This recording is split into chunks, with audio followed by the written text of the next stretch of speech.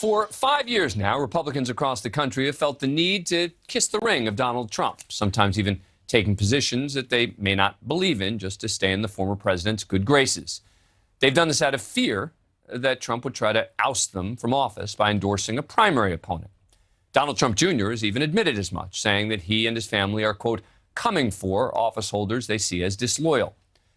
But what if Republicans could say things like, I wasn't happy about it, but Joe Biden won the 2020 election, or Vladimir Putin is not savvy, without facing electoral repercussions? A new series of polls in major statewide races suggest that Trump's control over the GOP may be waning.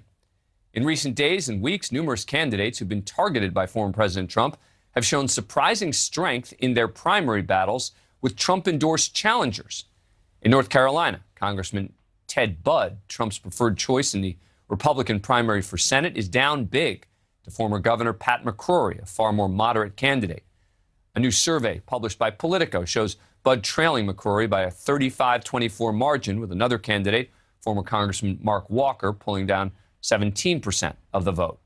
In South Carolina, Congresswoman Nancy Mace is more than holding her own against a more extreme opponent handpicked by Trump.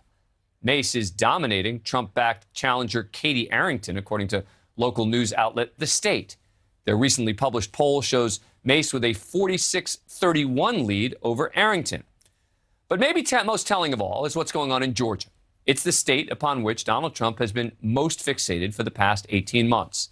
His unfounded allegations of election fraud have put him squarely at odds with the state's Republican leaders, and he appears hell-bent on taking them out. Near the top of Trump's most wanted list is the governor, Brian Kemp. The Georgia governor has infuriated Trump for recognizing the results of the election to the point where the ex-president recruited former Senator David Perdue to run against him, an extremely high-profile opponent that many thought could mean a sure loss for Kemp. But that has not materialized. A Fox News poll shows Kemp holding a 50-39 lead over the Trump-endorsed Perdue, with the Republican primary just a couple of months away. Now, as these elections draw closer, the former president is likely to hold rallies on behalf of some of his favored candidates, and that could have an impact on these races. But this is a big shift. These candidates are showing that there is a way forward in the Republican Party without being tethered to Donald Trump. Joining us now is Linda Chavez. She's a senior fellow at the Niskanen Center. She's served in the White House under 3 different Republican presidents. Thank you so much for coming on the show. Appreciate it. All right, so what do you make of all of this? Well, I think, we've been waiting for Donald Trump's grip to lose its hold on the Republican Party. Some of us, I wasn't holding my breath.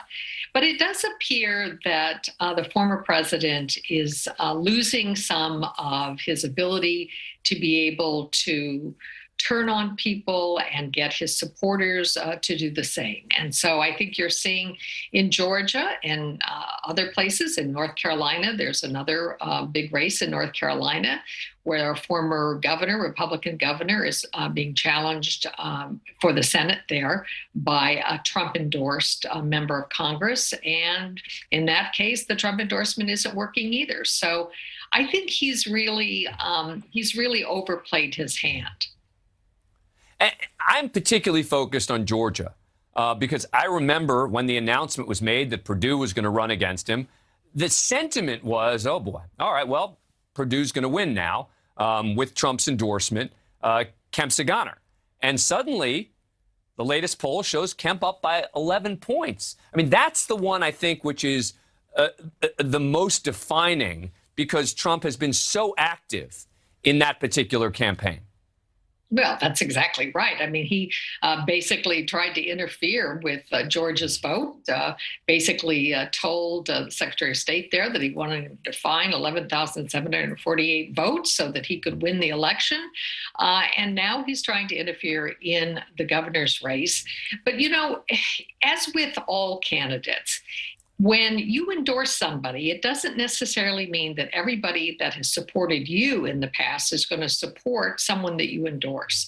And in fact, in this case, since Trump himself is not on the ballot, some of those voters that would come out for Trump and who might have gone ahead and pulled the lever for Trump's endorsed candidates won't necessarily even vote in that election. So I think it's a rebuke of the president. I think it does show that he's losing his hold. You know, he doesn't have the same kind of platform. He can't get on television all the time. He's not able to tweet. You know, his new social media platform has not been a very successful launch. And so I think he's basically fading. Let me ask you, how important do you think his position on Putin will be, and in particular on Ukraine as well? Well, I think it's been very embarrassing to a lot of people what the former president said about Vladimir Putin, basically calling him a genius, saying that he was savvy, and even worse, talking about how smart it was to basically redraw the map and just assume that the eastern part of Ukraine was now part of Russia. And of course, he did this on the eve of the invasion. Once Americans started seeing these pictures of pregnant women being taken from hospitals that had been bombed by the Russians, children dying, a little boy dying of dehydration because there's no water in the town in which he lives, I think those are having an effect. And I think the way in which Trump tied himself to Putin, he basically was one of Putin's biggest supporters, basically was willing to take the word of Putin over his own intelligence officers when it came to whether or not Russia interfered in the 2016 election. All of that, I think, is coming back to haunt Trump. And I think there are a lot of people who are basically being peeled away because of it.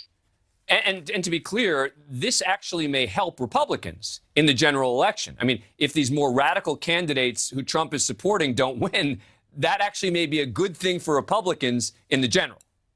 That's exactly right. I mean, the Democrats don't necessarily want to cheer this on.